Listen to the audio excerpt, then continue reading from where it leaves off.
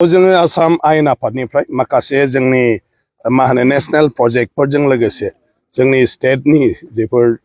मेन माने लामा international connected माने जितु कनस्ट्राक्शन जानो गोनां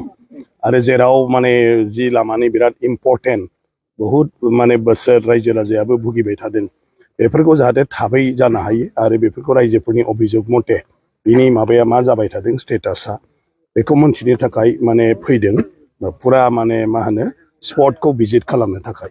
जोङो मैयानिफ्रायनो फैदों मोनसे लजिस्टिक पार्क जागासिनो दङ फ्राय माने मा होनो 700 कोटी थाखानि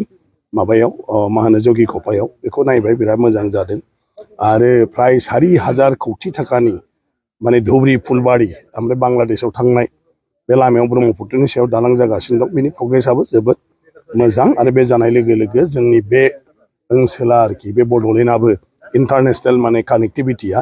खुब माने मोजां जासिगोन आरोखि ओमफ्राय दिनै जोङो बड'लेण्ड एसेम्ब्लियाव थांबाय बेजों जोंनि एमएलएफ्रा इन्टारेक्सन जाबाय आरो जोंना आसाम आयेन आफादनि जथुमा एसेम्ब्लियावनो जागोन ओंखायनो एसेम्ब्लि हल आरो माखासे नांगौ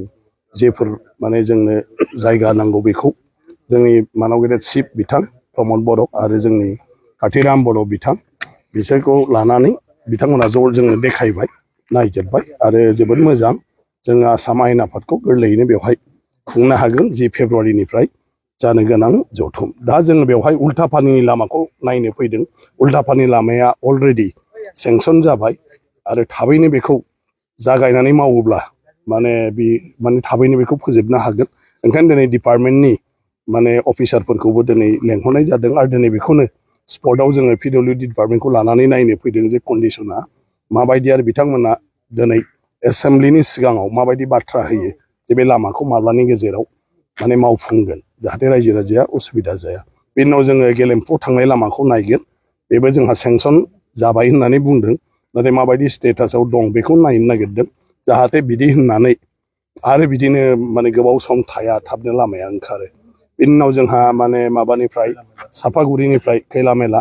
आमथेखा बे लामाया अलरेडि माने आसाम मालायाव जागासिनो दङ नाथाय बहुद बोसोर जाबाय दा 2 बोसोर माने बिदि जाहैबाय खिन्थु दाबो नाथाय माने कमप्लिट जायाखै ओंखायनो बिनि स्टेटासखौबो दिनैहाय आसाम एसेम्ब्लिनिफ्राय नायनानै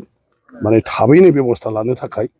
दिनै बिथांमोनखौ बुंनो नागिरदों बिथांमोना माबाफोर जुदि उसुबिदा दङब्ला सरकारनिफ्राय सहाय खालामनांगौ दङब्ला बेखौ जोङो आसाम एसेम्ब्लिनिफ्राय सरकारनो जनायगोन बा चिफ मिनिस्टारनो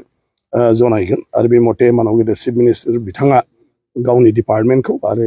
माबाखौ इन्सट्राक्सन होगोन आरो मा